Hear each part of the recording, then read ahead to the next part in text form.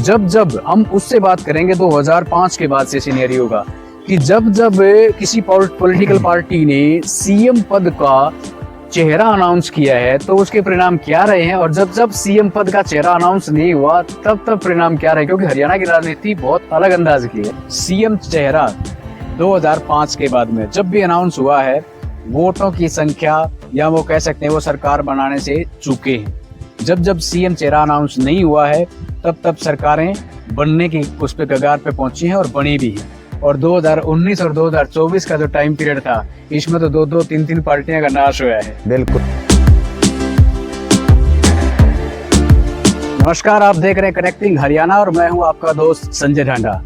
इन दिनों चल रहा है चुनाव और मेरे साथ बैठे हैं पत्रकारिता के क्षेत्र में भी पहले सक्रिय रहे हैं और इसके बाद ये राजनीतिक विश्लेषक के तौर पे भी रहे हैं, मेरे अपने गांव से भी हैं और मेरे कह सकते हैं कि हम एक ही कॉलेज के प्रोडक्ट भी हैं। प्रद्युमन जोशीला जी, आपका बहुत बहुत स्वागत है।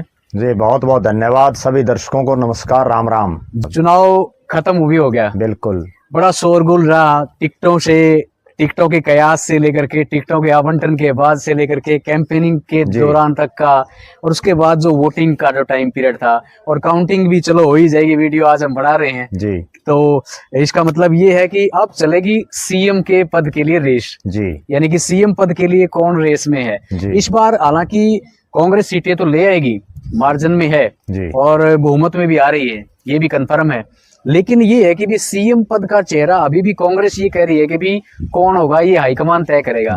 हालांकि कुछ लोग भूपेंद्र सिंह हुड्डा को सीएम मान के चल भी रहे हैं, कुछ लोग दीपेंद्र सिंह हुड्डा को भी मान रहे हैं। हालांकि सीएम के चेहरे को लेकर के बहुत राजनीति गरमाई इन दिनों में जी, क्योंकि कुमारी शैलजा जो है उन्होंने काफी जोर शोर से मतलब अपने आप को कई बार ये प्रूव किया है रणदीप सुरजेवाला भी उस जंग में कूदे हैं। तो मतलब कई, और तिगड़ी भी चली थी पहले जब तक किरण चौधरी बीजेपी में कन्वर्ट नहीं हुई थी, उससे पहले इन तीनों का एक ये चला भी था, एसआर के गुट जो था।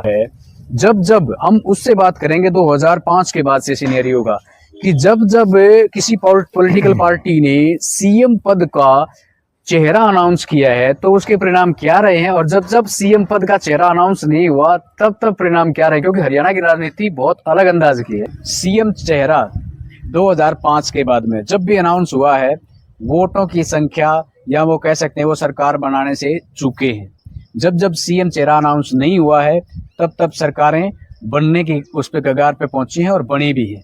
और 2019 और 2024 का जो टाइम पीरियड था, इसमें तो दो दो तीन तीन पार्टियां का नाश हुआ है। बिल्कुल बिल्कुल। देखो, हरियाणा प्रदेश में पिछले 20 साल में जी राष्ट्रीय पार्टियों की सरकारें रही हैं। उन 20 सालों से पहले यहाँ क्षेत्रीय पार्टियों की सरकार रही, जिसमें 1996 में हरियाणा विकास पार्टी की सरकार रही, चौधरी बंसीलाल जी मुख्यमंत्री बने। 2000 में इनेलो जो इंडियन नेशनल लोकदल उनकी सरकार रही और चौधरी ओम प्रकाश चौटाला प्रदेश के मुख्यमंत्री बने जी। क्षेत्रीय पार्टियों राष्ट्रीय पार्टियों में एक फर्क ये है कि क्षेत्रीय पार्टी तो घर की दुकानदारी होती है, उसमें जो उसका मुखिया है वो खुद सीएम का कैंडिडेट होता है, जबकि राष्ट्रीय पार्टियों में जो आला कमान है, जो राष्ट्रीय अध्यक्ष है, वो ये तय करता है कि मुझे किसको मुख्यमंत्री बनाना है, या जो उनका कोर ग्रुप होता है जिसकी ड्यूटी लगाती है। 2000 के चुनाव में इनेलो के सरकार बनाने के बाद 2005 में हरियाणा प्रदेश में जब विधानसभा का चुनाव हुआ तो कांग्रेस और इनेलो, क्योंकि उसमें बीजेपी का प्रदेश में कोई बहुत बड़ा वजूद नहीं था, तो कांग्रेस और इनेलो दो पार्टियों में मुकाबला था। और कांग्रेस पार्टी ने मुख्यमंत्री का कोई चेहरा प्रोजेक्ट नहीं किया। डॉक्टर मनमोहन सिंह देश के प्रधानमंत्री थे और श्रीमती सोनिया गांधी यूपीए की चेयरपर्सन थी। 2005 में जब कांग्रेस की 4 में 9 सीटें आने के बाद ऐसे हालात बन गए थे प्रदेश में कि कांग्रेस सत्ता में आएगी, तो कांग्रेस ने और श्रीमती सोनिया गांधी ने एक फार्मूला खेला। उन्होंने किसी को भी मुख्यमंत्री का चेहरा डिक्लेयर नहीं किया। भले ही चौधरी भजनलाल प्रदेश कांग्रेस के अध्यक्ष थे, चौधरी भूपेंद्र सिंह हुड्डा नेता सीएलपी थे, वो कांग्रेस विधायक दल के नेता थे। कुछ समय पहले तक हुड्डा साहब प्रदेश अध्यक्ष थे और भजनलाल जी विधायक दल के नेता थे, लेकिन चुनाव से एन पहले हुड्डा साहब से प्रदेश अध्यक्ष की कुर्सी लेकर के और चौधरी भजनलाल जी को कांग्रेस ने दे दी थी। तब कांग्रेस पार्टी ने कहीं राव इंद्रजीत को सीएम डिक्लेयर किया, कहीं कुमारी शैलजा के चेहरे पर चुनाव लड़ा, कहीं चौधरी वीरेंद्र सिंह के नाम पर चुनाव लड़ा, कहीं चौधरी भूपेंद्र सिंह हुड्डा के नाम पर लड़ा, कहीं चौधरी भजनलाल के नाम पर लड़ा, कहीं बलबीर पाल शाह के नाम पर लड़ा, कहीं धर्मवीर गाबा के नाम पर लड़ा।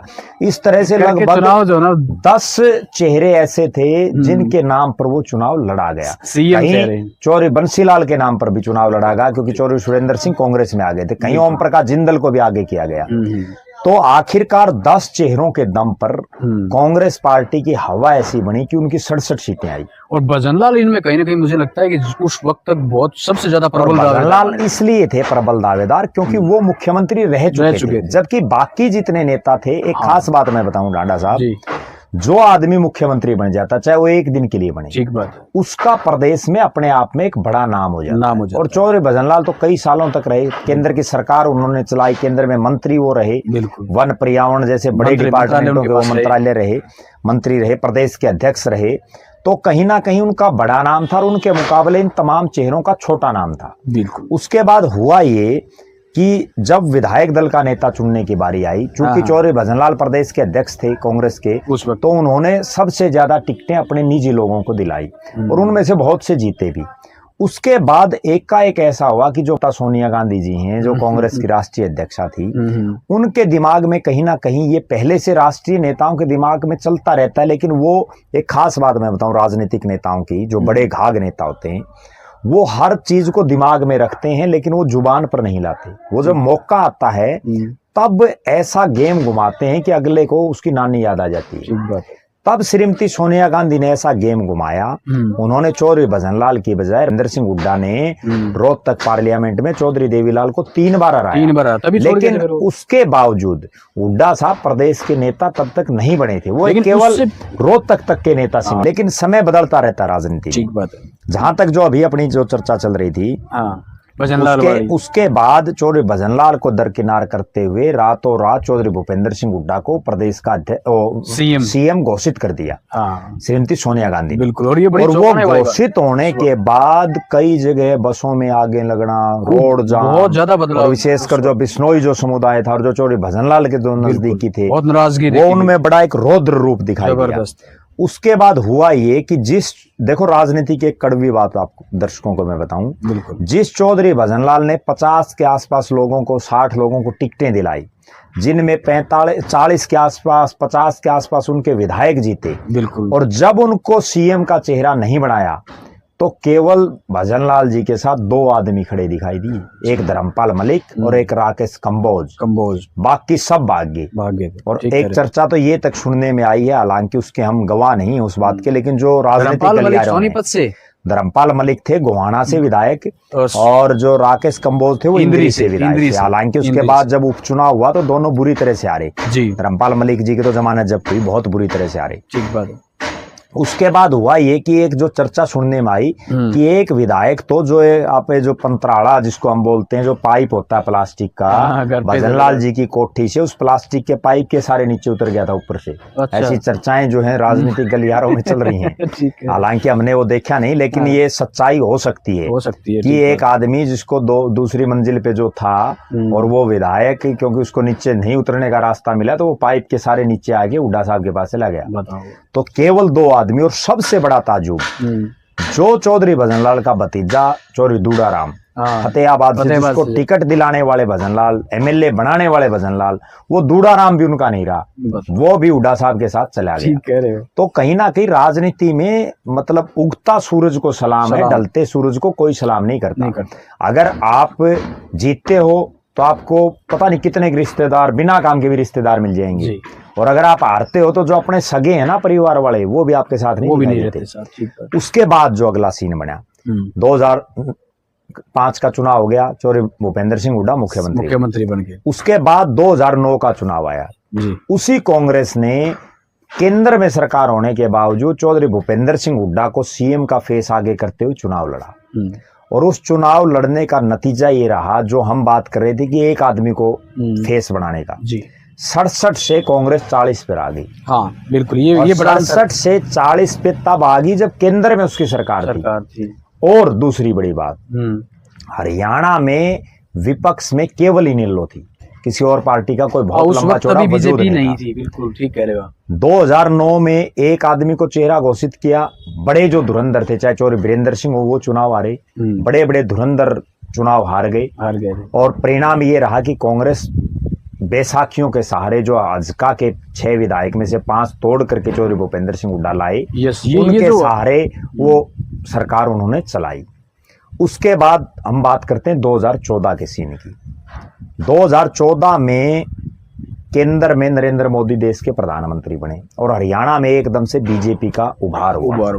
जो बीजेपी इनेलो के साथ या चौधरी देवीलाल जी की पार्टियों के साथ मिलकर के बैकफुट पर सत्ता में रहती थी, उनके साथ अलायंस में रहती थी, उस बीजेपी ने ये सोचा कि हरियाणा में भी जब आपकी केंद्र में सरकार बन गई है बहुमत से, तो हरियाणा में भी कहीं ना कहीं सिस्टम बन सकता है। और ये एक मौका भी जबरदस्त था उन लोगों के लिए भी था जो इन दोनों पार्टियों से कहीं ना कहीं एक ऑप्शन की तलाश में थे, एक ऑप्शन की तलाश में थे। और दूसरा एक हालात ये बने कि 2013 के जनवरी में चौधरी ओम प्रकाश चौटाला और उनके बेटे अजय सिंह चौटाला को जेबीटी का जो एक मामला था उसमें जेल जाना पड़ा था। तो उससे जो है पार्टी खात्मे के हाशिए पर चली गई। ठीक बात है। और कांग्रेस से नाराजगी थी जी। अब हालात ये बनी कि 2014 के चुनाव में कांग्रेस ने एक बार फिर से चौधरी भूपेंद्र सिंह हुड्डा की अगुवाई में चुनाव लड़ा और कांग्रेस 67 से 40 और 40 से 15 पर आ गई। 15 पे इनेलो ज्यादा थी। तो ये कहने का अभिप्राय ये है कि जब जब कांग्रेस ने एक चेहरे को आगे करके चुनाव लड़ा तो वो हारी या कम मार्जिन लिया, और जब चेहरा नहीं था तब वो एक तरफा जीती। बिल्कुल। दूसरी तरफ अब 2014 अगर बात करें 2014 में बीजेपी की, बीजेपी ने किसी को मुख्यमंत्री का चेहरा नहीं डिक्लेयर किया। बिल्कुल। कहीं पंडित रामविलास शर्मा को थापी मारी गई, कहीं अनिल विज को मारी गई, कहीं राव इंद्रजीत कांग्रेस छोड़ करके बीजेपी में आ गए थे उनको मारी गई, कहीं कैप्टन अभिमन्यु को, कहीं सुभाष बराड़ा को, कहीं ओम प्रकाश धनखड़ को, कहीं चौधरी वीरेंद्र सिंह को। तमाम ये इस तरह के चेहरे एक चौधरी वीरेंद्र सिंह आगे थे जी, लोकसभा के बाद आए थे। तो लगभग जो है 8-9 ऐसे आदमी थे जिनको अलग अलग इलाकों में थपकी मारी गई। और परिणाम ये रहा कि भारतीय जनता पार्टी पहली बार हरियाणा के इतिहास में 47 सीटें जीतने में कामयाब हुई। बहुत।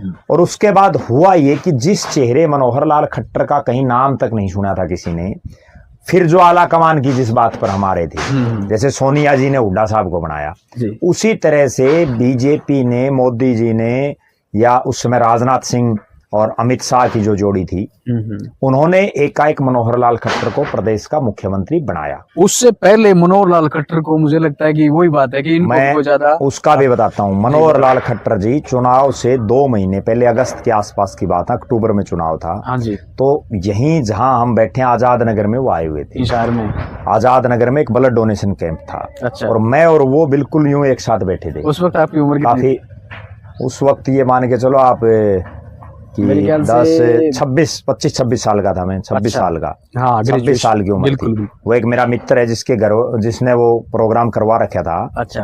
तो उन्होंने ब्लड डोनेशन कैंप लगा रखा था और उस समय मनोहर लाल जी को घोषणा पत्र कमेटी का प्रधान बना रखा था कांग्रेस बीजेपी ने। और वो बीजेपी अंत्योदय जो एक उनका मोर्चा है, प्रकोष्ठ है, उसके वो राष्ट्रीय अध्यक्ष थे। अच्छा। तो मनोहर लाल जी और मैं काफी समय तक बैठे रहे, तब किसी को ये आभास नहीं था कि ये मुख्यमंत्री और काफी, और एक और बड़ी ताज्जुब की बात होता हूँ, उनको कोई नमस्ते करने वाला भी नहीं आ रहा था। अच्छा, वो दिखते कैसे थे उस वक्त? नहीं, ऐसे दिखते थे। अब तो बिल्कुल चकाचक दिख रहे हैं, तब तो बिल्कुल भी नहीं थे, ऐसा कुछ नहीं था। और ये बात यही मेरे पड़ोस की है, बिल्कुल आजाद नगर की। अच्छा। और काफी समय तक हम बैठे रहे, लोगों को ये पता ही नहीं था ये कौन मनोहर लाल है। ठीक है, कौन है ये, क्या है, खट्टर साहब बोलते थे उसको। ये खट्टर साहब कौन है? तो बड़ी ताज्जुब की ये बात है कि तब तक उनको कोई टिकट वगैरह भी नहीं मिली थी, ना किसी को ये पता था भी ये सीएम बन सकता है क्या।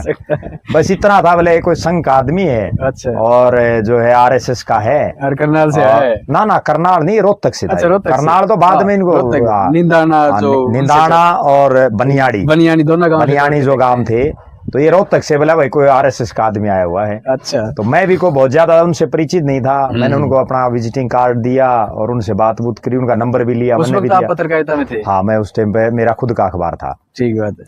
तो वो चलते चलते उनसे काफी समय तक बातचीत चलती रही। और वो काफी, एक और बड़ी ताज्जुब की बात हो, काफी मेरे ख्याल में 2-3 घंटे बैठे रहे वहाँ। अच्छा। वो इतने फ्री थे कि उनको काम ही नहीं था खट्टर साहब को। ठीक है। तो वो बैठे बैठे तब तक किसी को कोई आभास नहीं था। उसके बाद जब एक IQ लेवल होता है आदमी का, और जब हम समाज में रहते हैं तो ये अंदाजा भी होता है।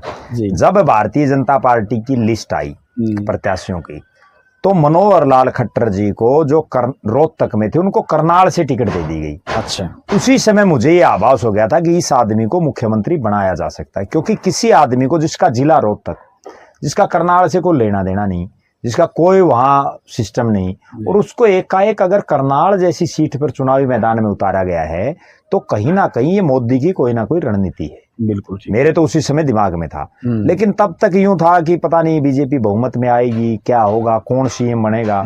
और तब से पहले एक और खास बात थी कि उस वक्त तक लोगों के दिमाग में ये भी नहीं था, क्योंकि जो चौधर थी ना हरियाणा की, वो रोहतक, ज्यादातर रोहतक गई थी, भिवानी, रोहतक, सिरसा, हिसार, यही जो एरिया था ना, यहाँ 4 जिलों में थी। और विशेषकर ये भी था कि अगर कोई चेहरा बनेगा तो जाट बनेगा। बिल्कुल। और जीती मुझे ये कहने में भी कोई ताज्जुब नहीं कि उस समय ये चर्चा बड़े जोरों पर थी कि कैप्टन अभिमन्यु बहुत मोटा पैसे वाला है, बड़ा जाट चेहरा है, सुर्खियों में भी इसका जो है मोदी और अमित शाह तक बहुत बड़ा नाम है, तो ये कैप्टन अभिमन्यु बनेगा सीएम। और जैसे चौधरी वीरेंद्र सिंह गए तो उनका भी कहीं ना कहीं लग रहा था कि ये भी एक, उनका भी लग रहा था, राव इंद्रजीत का भी कहीं लग रहा था, लेकिन खट्टर साहब का कहीं लाइन में नहीं, मतलब ही नहीं था। लेकिन जो ही जिस बात पर हम, जो मुख्य मुद्दा है, और उसके बाद जैसे ही बहुमत आने के बाद नरेंद्र मोदी जी ने वो चिट्ठी दी जी, और उस चिट्ठी में नाम आया मनोहर लाल जी का। मनोहर लाल जी का नाम आते ही एकदम से ये लगा कि भाई आखिर ये चेहरा कहां से बीजेपी ने उतार दिया। ठीक कह रहे हो। और जितने नेता थे वो तमाम उनके नीचे उन्होंने काम करना पड़ा, चाहे वो अनिल विज हो, चाहे कैप्टन अभिमन्यु हो, ओम प्रकाश धनखड़ हो, उन सबको मंत्री बनाया गया, रामविलास शर्मा जी हों जी। उसके बाद दूसरी तरफ अगर देखें, उसी 2014 में कांग्रेस पार्टी ने सीएम का फेस डिक्लेयर करके चुनाव लड़ा चौधरी भूपेंद्र सिंह हुड्डा को जी। और चौधरी भूपेंद्र सिंह हुड्डा 67 से 40 और 40 से 15 पर आकर के अटक गए। वो 15 पर आकर के अटक गए। कहीं ना कहीं जब जब मुख्यमंत्री का चेहरा डिक्लेयर किया है तो उसका नुकसान पार्टियों को हुआ है। और जब सामूहिक नेतृत्व में चुनाव लड़ा गया है जी, तो उसका उस पार्टी को फायदा हुआ है। 2014 के बाद की अगर हम सीटें कितनी थी उस दिन, उस दौरान ये जिक्र कर दिया था? जो सीटें आई 47 सीटें आई भारतीय जनता पार्टी की जी, 15 सीटें आई कांग्रेस की। और बड़ी ताज्जुब की बात यह कि कांग्रेस 3 नंबर पर थी। 3 नंबर। इंडियन नेशनल लोकदल, जो उसके 2 बड़े नेता चौधरी ओम प्रकाश चौटाला और अजय सिंह चौटाला, दोनों जेबीटी जो मामला था उसमें जेल में चले गए थे। उसके बावजूद वो 20 सीटें जीतने में कामयाब रहे और अभय सिंह चौटाला नेता प्रतिपक्ष बने, जबकि कांग्रेस पार्टी को नेता प्रतिपक्ष का पद भी नहीं मिला।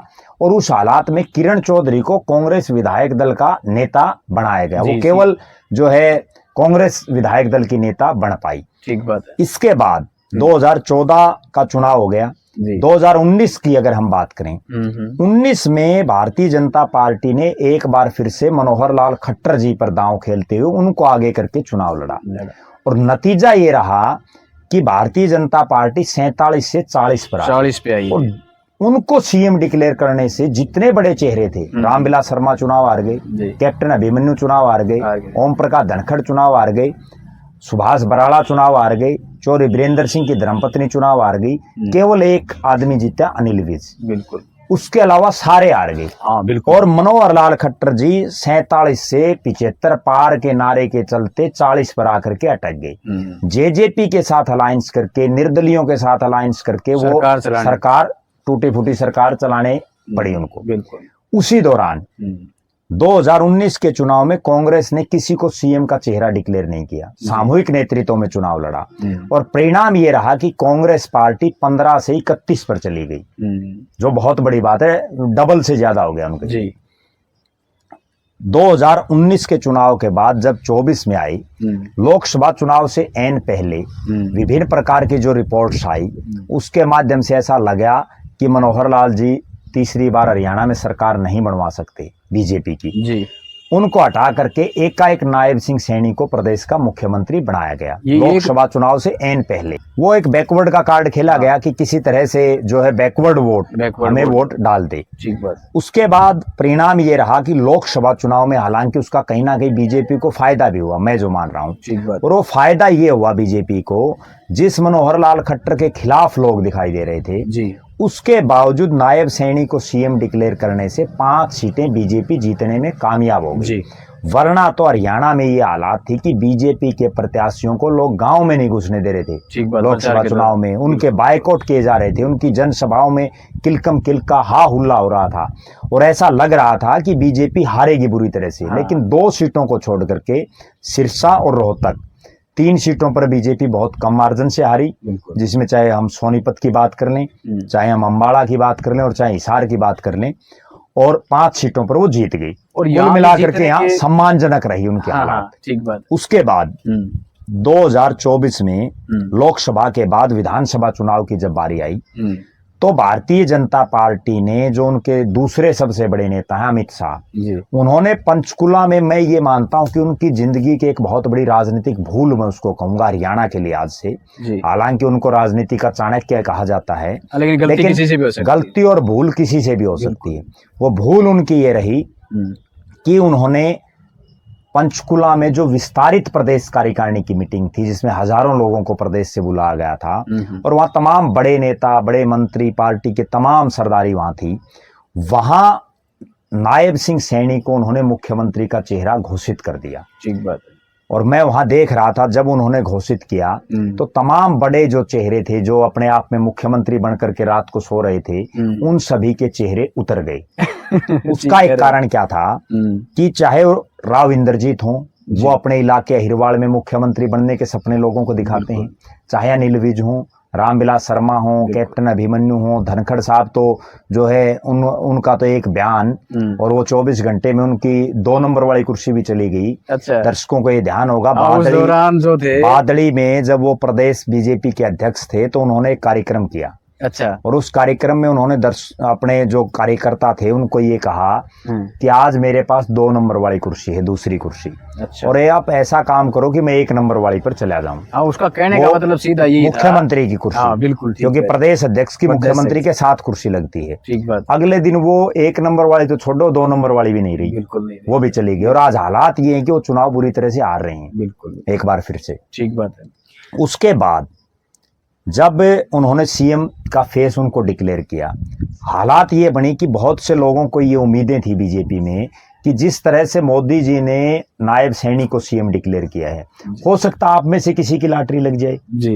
क्योंकि नायब सैनी तो एक जो फोटो स्टेट की दुकान होती है वो चलाते थे, एक साधारण परिवार से थे और बिल्कुल वो कई एमएलए का चुनाव हारे। और बड़ी ताज्जुब की बात यह कि इस बार जिला परिषद के चुनाव में उनकी धर्मपत्नी 4थे नंबर पर रही। बताओ, जो अपनी धर्मपत्नी को जिला परिषद का चुनाव नहीं जिता सकते, उनको मोदी जी ने इतनी बड़ी कमान दी प्रदेश को जिताने की। उसके बाद जो बड़े चेहरे जिनको उम्मीदें थी, उनकी सबकी उम्मीदें टूट गई, कम हुई। अब परिणाम ये रहा जो मैं समझ पा रहा हूं, जिस अहिरवाड़ में सीएम के चेहरे के दम पर इंद्रजीत राजनीति वर्षों से कर रहे थे, आज उनकी बेटी आरती राव अटेली से जो चुनाव लड़ रहे हैं, और अटेली को अहिरवाल में राव इंद्रजीत और राव बीरेंद्र सिंह के परिवार का गढ़ माना जाता है। बिल्कुल माना। उस अटेली में एक बीएसपी के प्रत्याशी के सामने, जिनका बीएसपी का प्रदेश में कोई बहुत लंबा चौड़ा वजूद भी नहीं राजनीतिक रूप से, उनके सामने आज हालात ये हैं कि वो चुनाव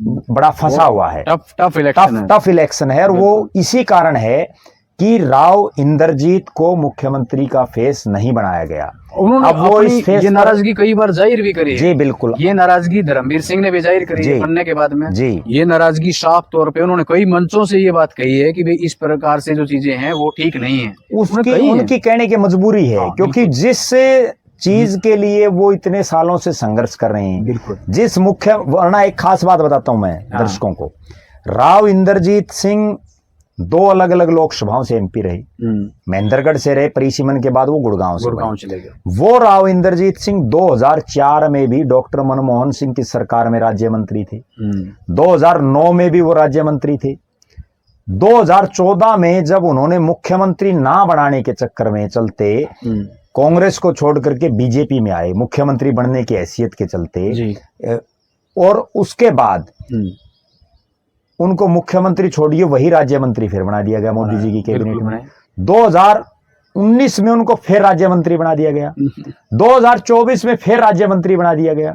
जो आदमी पिछले जब 2004 में वो राज्य मंत्री, इतना बड़ा उसके परिवार का कद, जो 15 सीटों पर प्रदेश में प्रभाव रखता हो, और आज भी वो राज्य मंत्री है, तो कहीं ना कहीं वो जहां थे वहीं हैं। उनका दर्द जो है ना वो उससे ऊपर वो नहीं आ पाए, उनकी उम्र बढ़ रही है। वहां का जो मतदाता है, मैं मेरी आंखों देखी और कानों सुनी बात आपको दर्शकों को बताऊं जी। अभी पीछे महेंद्रगढ़ जिले के गांव में कार्यक्रम था चौधरी रणजीत सिंह का, जो प्रदेश के बिजली और जेल मंत्री थे जी।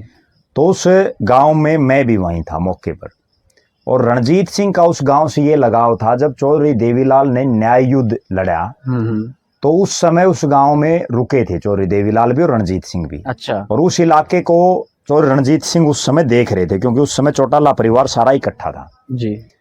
तो उन्होंने माइक से ये कहा कि भाई गांव वालों, आज मैं चौधर में हूं, मैं मंत्री हूं। ओम प्रकाश यादव जो मंत्री थे वो भी उनके साथ थे। अच्छा। अभय सिंह यादव जो नांगड़ चौधरी के विधायक थे, डॉक्टर सीताराम यादव जो अटेली के विधायक थे। अच्छा। तो ये सारे नेता वहां थे। भाई आप गांव वाले अपनी मांग बताओ, आप उनकी मैं सोच बताता हूँ कि राजनीतिक रूप से आज भी उनकी सोच बाकी हरियाणा की बजाय बहुत कम मैं मान रहा हूँ। उन्होंने ये कहा, एक आदमी ने खड़ा होके कि हमारे गांव में बस नहीं आती जी, आप बस लगवा दो। तो रणजीत सिंह ने कहा भाई ये तो बहुत छोटा मोटा काम है यार, आज मैं मंत्री हूँ, कोई बड़ा काम बताओ। अच्छा। बस तो मैं जीएम को कह दूंगा अभी लग जाएगी। ठीक बात है। उसके बाद गांव का सरपंच खड़ा होकर ये कहता है कि आप हमारे गांव में 4 दीवारी निकलवा दो जहां बच्चे खेलते हैं। ठीक है। वो बोला भाई कोई और काम बताओ, ये काम तो सरपंच के लेवल का भी है। अच्छा। या ये एमएलए आपका ओम प्रकाश यादव वहां से एमएलए था, मंत्री जो था, ये भी करा देंगे। वो बोला भाई बिजली घर है तुम्हारे गांव में? बोला ना जी नहीं है। अरे तो बोला बिजली घर बनवाओ, मैं बिजली मंत्री हूँ। ठीक बात है। तो वहां एक बुजुर्ग बैठा था, उसने एक बहुत बड़ी बात कही और वो बात मुझे आज भी मतलब पिंच करती है। उसने ये कहा कि यार ये तो देवीलाल का छोरा है और ये तो यूं पूछ रहे हैं कि बताओ क्या काम है। राव इंद्रजीत तो कभी कभार अगर आ गया, साल 2 साल 5 10 साल में, उसके सामने तो किसी की बोलने की हिम्मत भी नहीं और पूछते भी नहीं लोग। और वो कहते क्या है कि एक रैली आखिर में करते हैं राव साहब, और उसी एक रैली से सारा सिस्टम जो है इलेक्शन जो अपने चुनाव अपने आप पलट देते हैं। लोगों की वहां सोच ये हो चुकी है कि राव बीरेंद्र सिंह का परिवार जो एक राजा, खानदानी राजा जो रहे हैं, वे हम उनसे बाहर नहीं जा सकते। हालांकि बहुत से लोगों ने प्रयास भी किए हैं, ये नहीं कि इंद्रजीत नहीं आ रहे, वो हारे भी हैं चुनाव, राव बीरेंद्र सिंह भी चुनाव आ रहे हैं, लेकिन लगातार उनके सामने 5 साल संघर्ष करने का मादा बहुत कम लोगों में है। इस वजह से अहिरवाड़ में आज भी इंद्रजीत का सिक्का चल रहा है। वहां के लोगों की और राजनीतिक सोच में कमी की भी मैं एक कारण वहां का बताता हूँ, जो मैं नोट करके आऊं। वो अहिरवाड़ का वो इलाका है जहां एजुकेशन सबसे ज्यादा हरियाणा में। बिल्कुल। वहां हर गांव में बड़े बड़े स्कूल हैं। वहां के जो युवा और युवतियां उस सिफारिश की बजाय या तो वो फौज में आपको मिलेंगे या वो बढ़िया नौकरी में मिलेंगे। अपना जो एरिया है यहाँ लोग सिफारिश से नौकरी लगना चाहते हैं, यहाँ चौधरियों के सहारे हैं। हाँ। जबकि वो पढ़ाई के सहारे हैं। मैंने जो चीज नोट की और जो आभास वहां मुझे हुआ, उसके बाद जिस बात पर हम आए हुए थे, जो अगली जो बात थी, जब उन्होंने सीएम का फेस नायब सैनी को डिक्लेयर कर दिया, उसके बाद बीजेपी की ये हालात विधानसभा चुनाव में आप देख लेना, जब परिणाम आएगा जी, जितने बड़े धुरंधर हैं वो चुनाव हारेंगे, क्योंकि वो केवल सीएम के फेस पर लड़ रहे थे जी। अभी अनिल विज ने भी अपनी टीस जाहिर की है कि मैं जो है अगली मुलाकात मुख्यमंत्री हाउस में करूंगा, सीएम हाउस में होगी। ठीक है। वो जो दूसरी तरफ अगर हम बात करें कांग्रेस की, कांग्रेस ने 2024 के इस चुनाव में किसी चेहरे को मुख्यमंत्री डिक्लेयर नहीं किया जी। हालांकि प्रदेश अध्यक्ष चौधरी भूपेंद्र हुड्डा गुट के हैं, उदयवान जी, और चौधरी भूपेंद्र सिंह हुड्डा नेता प्रतिपक्ष हैं, लेकिन अब तक भी कांग्रेस की तरफ से ये ऐलान नहीं किया गया कि हुड्डा साहब मुख्यमंत्री बनेंगे। लोग अपने आप में मान रहे हैं। अपने आप में लोगों के मानने से कुछ नहीं होता। लोग तो चौधरी भजनलाल को ही मान रहे थे। ठीक है। लोग तो आज अभय सिंह चौटाला को ही मान रहे हैं, जो अभय सिंह चौटाला के साथ हैं, और लोग तो ऐसे ऐसे भी हैं जो दुष्यंत चौटाला कहीं पूरे हरियाणा प्रदेश में कहीं जमानत बचती हुई दिख नहीं रही उनकी पार्टी की। जो जेजेपी के कार्यकर्ता वो तो आज ये भी मान रहे होंगे कि दुष्यंत चौटाला बनेंगे, क्या पता अजय छूत मारे पिछली बार की तरह। मानने से कुछ नहीं होता। वहां तो आला कमान जो श्रीमती सोनिया गांधी और मल्लिकार्जुन खड़गे जिसकी चिट्ठी देंगे, जिसकी कागजी देंगे, वो बनेगा। आपको एक बड़ा गजब वाक्य बताता हूँ दर्शकों को। राजस्थान, मध्य प्रदेश और छत्तीसगढ़ में चुनाव जब हुआ तो सबको ये उम्मीदें थी कि राजस्थान में वसुंधरा राजे बनेंगे मुख्यमंत्री, मध्य प्रदेश में शिवराज सिंह चौहान बनेंगे, छत्तीसगढ़ में डॉक्टर रमन सिंह बनेंगे। और राष्ट्रीय नेताओं के आप राजनीति और उनकी कूटनीति देखिए, वसुंधरा राजे को कागज दे दिया कि आप ये अनाउंस करें, ठीक है, और उन्होंने उस भजनलाल शर्मा का नाम डिक्लेयर कर दिया जो चौथी लाइन में खड़ा था। तो हो सकता है आज जो लोग चौधरी भूपेंद्र सिंह हुड्डा के नारे लगा रहे हैं, दीपेंद्र सिंह हुड्डा के लगा रहे हैं, कुछ नहीं पता, ये सिर्फ और सिर्फ दो ही लोगों को पता है, मैं जो समझ पा रहा हूँ, या तीन को पता है ज्यादा से ज्यादा, सोनिया गांधी, राहुल गांधी और मल्लिकार्जुन खड़गे। वो क्या पता आपकी चिट्ठी दे दें, जो भी है, क्योंकि कोई आदमी 6 महीने तक बिना विधायक बने भी मुख्यमंत्री बन सकता है प्रदेश का, जैसे नायब सिंह सैनी बने। तो कहीं ना कहीं क्या पता किसकी लॉटरी लग जाए। लेकिन इतना जरूर है कि उन्होंने सीएम फेस नहीं डिक्लेयर किया, उसका फायदा कांग्रेस को ये मिल रहा है कि कांग्रेस एक बार फिर से बहुमत के नजदीक है। बिल्कुल। और जो कांग्रेस 10 साल से सत्ता से दूर थी, उसकी उम्मीदें एक बार फिर से बनी हैं। और बीजेपी की उम्मीदें इसलिए टूट रही हैं कि बीजेपी ने एक आदमी को आगे कर दिया, जिसकी वजह से जो तमाम बड़े चेहरे हैं। अब तो कहने का मतलब कुल मिलाकर के अब यही था कि बीजेपी जो 10 साल से सत्ता में थी, जब तक उसने सीएम चेहरा अनाउंस नहीं किया, शुरुआत में अच्छे मार्जिन से जीते, 47 सीटें आई, ठीक ठाक बहुमत में आई सरकार। अगली बार सीएम चेहरा अनाउंस लगभग तय था, तो उसके बाद सीटें उनकी कम हुई जी, और एक तरीके से दूसरी पार्टी के साथ ही और निर्दलीयों के साथ में सरकार चलानी पड़ी। इसके बाद अब जो इलेक्शन 2024 को हुआ, 24 का जो हुआ है, इसमें आपने जैसे बताया कि सीएम चेहरा पहले अनाउंस कर दिया था, तो कहीं ना कहीं सी जो उसकी जो चीजें थी वो कम हो गई थी और बीजेपी हैट्रिक से चूक गई। और इस बार ये देख लेना, इस वजह से जितने बड़े चेहरे हैं वो चुनाव हारेंगे। हाँ, जो बड़े बड़े पीपल बिल्कुल पीपल पाट जाएंगे इस बार लोग। और मैं तो एक और बात कहता हूँ, ये दादालाई टूटनी चाहिए, ये पीपल पाटने चाहिए। क्योंकि जो आदमी 5 साल में आपके लिए कुछ नहीं कर पाया, वो 40 30 साल से राज कर रहे हैं। लोगों को, नए लोगों को मौका देना चाहिए। ठीक बात। कहीं ना कहीं जब तक नई पौध नहीं आएगी, क्योंकि विजन आदमी का अगर काम करने पर आदमी आता है, 5 साल में बहुत कुछ कर सकता है। हाँ, नहीं तो राजनीति में फिर आएगा कौन है? बिल्कुल बिल्कुल यही रहेंगे फिर तो। बिल्कुल। परिवारवाद कहने का मतलब आपका ये है कि परिवारवाद जो है वो खत्म, दादालाई टूटनी चाहिए, दादालाई जो टूटनी चाहिए। ठीक बात है, बिल्कुल। तो आज हमने सिर्फ इसी पे चर्चा की कि भाई सीएम चेहरा 2005 के बाद में जब भी अनाउंस हुआ है, वोटों की संख्या या वो कह सकते हैं वो सरकार बनाने से चूके हैं। जब जब सीएम चेहरा अनाउंस नहीं हुआ है, तब तब सरकारें बनने की उस पे कगार पे पहुंची हैं और बनी भी है। और 2019 और 2024 का जो टाइम पीरियड था, इसमें तो 2-2, 3-3 पार्टियां का नाश हुआ है। बिल्कुल क्यों जी? बिल्कुल। तो जेजेपी जो 2000 इलेक्शन से पहले 1 साल से पहले बनी थी, 10 महीने पहले, और उसने एक गलती यही कर दी कि भी वो जो है ना अपना सीएम, डिप्टी सीएम के लालच में और कुछ एक जो चीजें थी उसके लालच में उनके साथ चले गए और 3-4 साल उन्होंने काम किया। राजनीति में भूल होती रहती है। हाँ, ये भूल वो प्रस्ताव मान भी रहे हैं हालांकि। तो दुष्यंत की चाबी को उसके विधायक छीनने के बाद में जी, और बीजेपी को सीएम चेहरे का जो वो था वो छीन लेगा। और कहीं ना कहीं एक थोड़ी सी और भी जो जातीय समीकरण जो बिगड़े, उसका परिणाम भी बीजेपी को भुगतना पड़ा। क्यों प्रद्युमन जी?